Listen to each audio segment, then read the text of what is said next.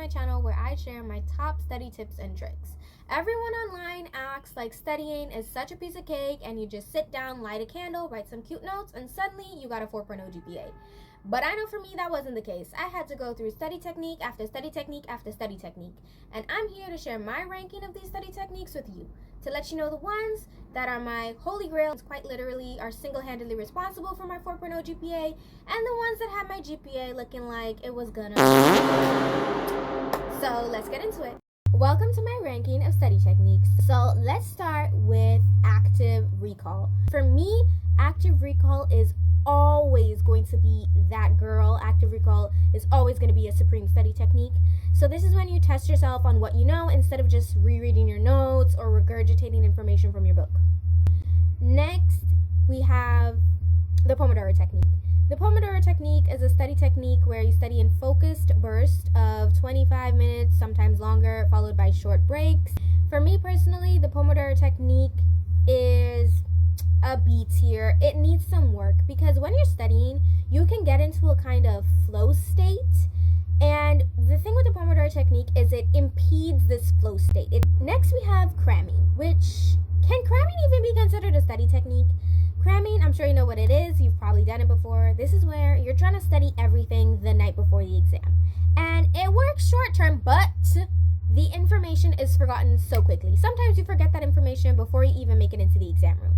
But I'm not gonna lie, I have crammed and it hasn't failed me in the past. So for that reason, I'm gonna put cramming at the C tier.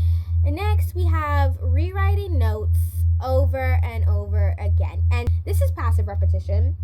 You're not making sure that you actually remember these things. There's no real learning here.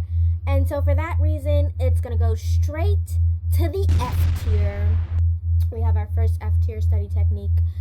Next is spaced repetition. So for me, spaced repetition is a study technique that you have to have time for. And for that reason, I'm going to put it in the A tier because you're reviewing material at spaced intervals, which is great to strengthen your long-term memory. However, you might not always have the time to plan out when you're going to have these timed intervals, and because the school term can get very hectic, so that's the reason why it's going to be at the A tier, not quite an S tier. Next, we have rereading your notes. This is once again another form of passive learning, but I'm not going to lie, rereading your notes does sometimes help to improve your understanding, and for that reason, I'm going to put rereading your notes at B tier. Like, it needs some work before it can get to A tier or S tier. Next thing we have is highlighting excessively. For those of you who are highlighter warriors, you like to highlight everything. Put the highlighter down. Highlighting everything is not going to help you remember.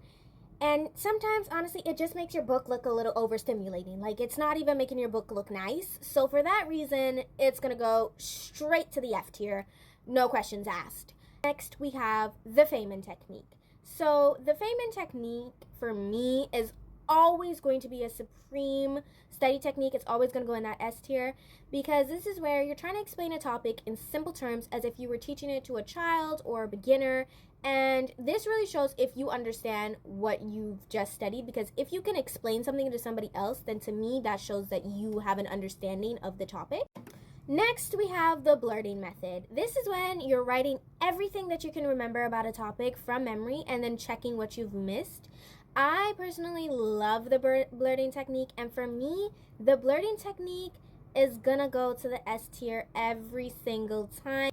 Next, we have retrieval practices. So this is very similar to active recall. In fact, active recall is a form of retrieval practice, but I'm inserting this here because sometimes you're doing retrieval practice, like practice tests and stuff, but you're not doing it effectively, and for that reason, it's not reaching its full S tier potential. So I'm gonna place this at, let's say, a B tier. The next study technique on the chopping block is SMART goal setting. So this is when you set goals that are specific, measurable, achievable, relevant, and time-bound. So instead of saying study math, you say finish 20 math problems by 7 p.m.